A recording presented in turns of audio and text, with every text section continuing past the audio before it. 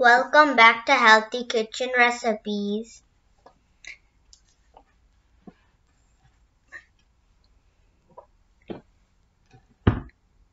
ఈ రోజు మనం రెడ్ బెల్ పెప్పర్ పచ్చడి ఎలా చేసుకుందామని చూద్దాం. ఇది రెడ్ బెల్ పెప్పర్తోనే చేయాలండి, గ్రీన్ దాంతో బాగోదు. సో రెడ్వి 2 తీసుకోవాలి. ఇక్కడ దీనికి కావాల్సిన ఇంగ్రీడియంట్స్: ఎండుమిరపకాయలు, 2 టేబుల్ స్పూన్స్ శనగపప్పు, 2 టేబుల్ స్పూన్స్ మినప్పప్పు, 1 టేబుల్ స్పూన్స్ జీలకర్ర, అలాగే కొంచెం చింతపండు. ఇక్కడ నేను 2 రెడ్ బెల్ పెప్పర్స్ని కట్ చేసి పెట్టుకున్నాను, అలాగే 6 టొమాటోస్ని కూడా కట్ చేసి పెట్టుకున్నాను. ఇక్కడ 1 బెల్ పెప్పర్కి ఒక 3 తీసుకోవాలన్నమాట. ఒకవేళ మీ టొమాటోస్ పెద్దగా ఉంటే ఒక 2 తీసుకోండి, సరిపోతుంది.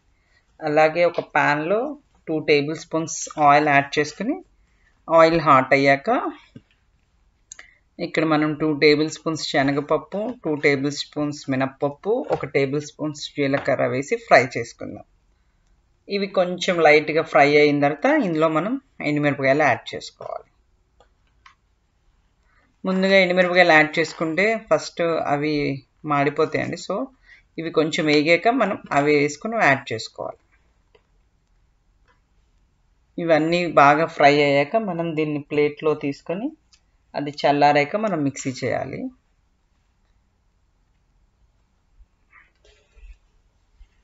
ఈ పచ్చడి రైస్తో చాలా బాగుంటుంది, ఇడ్లీతో, దోశతో, చపాతీస్తో కూడా చాలా బాగుంటుంది. ఇప్పుడు అది ఫ్రై చేసి తీసాక మనం అదే ఆయిల్లో మళ్ళీ ఇందులో బెల్ పెప్పర్ ముక్కలు కూడా యాడ్ చేసుకుని ఫ్రై చేసుకోవాలి. ఈ బెల్ పెప్పర్ కొంచెం ఆయిల్లో ఫ్రై అవ్వనివ్వాలండి. ముందుగా ఒక ఆయిల్లో ఇవి వేసుకుని ఒక 2 మినిట్స్ దీన్ని కొంచెం ఆయిల్లో ఫ్రై అయ్యాక నెక్స్ట్ మనం ఇందులో టొమాటోస్ యాడ్ చేసుకోవచ్చు.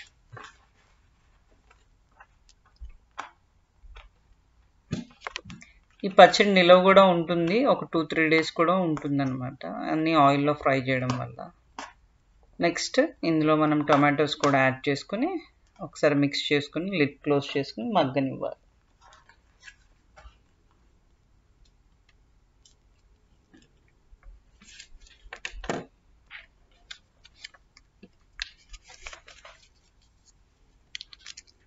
బీట్రూట్ పచ్చడి కూడా ఇలానే చేసుకుంటాం, కాకపోతే బీట్రూట్ పచ్చడికి మనం ఎండుమిరపకాయలు ఇంకాస్త ఎక్కువ యాడ్ చేసుకోవాలన్నమాట, బీట్రూట్ తీయగా ఉంటుంది. ఈ టమాటోస్ త్వరగా మగ్గడానికి మనం ఇందులో ఈ పచ్చడికి సరిపడా సాల్ట్ యాడ్ చేసుకుందాం. అలాగే కలర్ కోసం కొంచెం పసుపు యాడ్ చేసుకుని అన్నీ మిక్స్ చేసుకుని బాగా మగ్గనిద్దాం. ఇది వాటర్ అంతా వెళ్ళిపోయే వరకు బాగా మగ్గనిచ్చి దగ్గరికి వచ్చాక దీన్ని ఆపేసుకోవాలి.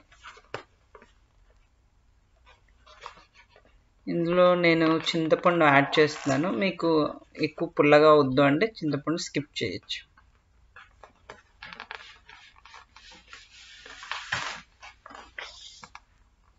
ఇది ఒక 10 to 15 మినిట్స్ పడుతుందండి మగ్గడానికి. ఇది సిమ్లో పెట్టి లిడ్ క్లోజ్ చేసి ఉంచేయాలి. మధ్య మధ్యలో వెళ్ళి అడుగంటకుండా మధ్య మధ్యలో కలుపుతూ ఉంటే సరిపోతుంది.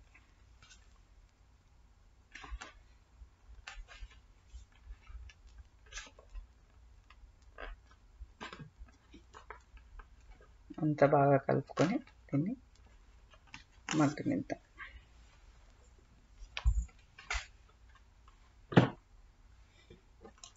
ఇది కంప్లీట్ చల్లారాకే మిక్సీ చేయాలి. సో ఇది మనకి అయిపోయిన తర్వాత దీన్ని చల్లారనివ్వాలి. ముందుగా మనం మిక్సీ జార్లో ముందుగా ఫ్రై చేసి పెట్టుకున్న శనగపప్పు, మినపప్పుని మనం మిక్సీ చేసుకుని తర్వాత ఇది కూడా వేసుకుని మిక్సీ చేసుకోవాలి. అన్నీ కలిపి మిక్సీ చేస్తే మనకి ఆ శనగపప్పు అవి నలగవన్నమాట. అందుకే ఫస్ట్ అవి మిక్సీ అయిన తర్వాత ఇది కూడా అందులోనే వేసుకుని మిక్సీ చేసుకోవాలి. దీనికి తాలింపు కావాలంటే వేసుకోవచ్చు. నేను ఇవన్నీ ఆయిల్లోనే ఫ్రై చేయడం వల్ల ఈ పచ్చడికి సపరేట్గా తాలింపు ఏమి వేయట్లేదు.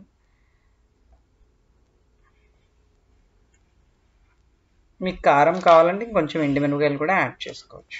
చూస్తారా, బెల్ పెప్పర్ పచ్చడి రెడీ అయిపోయింది. చాలా టేస్టీగా ఉంటుంది, ట్రై చేసి చూడండి. Thank you for watching. Please like, share, subscribe my channel. Thank you.